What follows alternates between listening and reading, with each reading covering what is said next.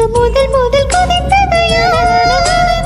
இன்னில் உன்னை கண்டு நம்ம இரண்டென பிரித்தது யார்?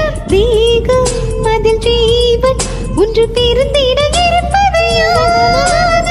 துன்பம் நீ கொடுக்கும் துன்பம் கூட இன்பம்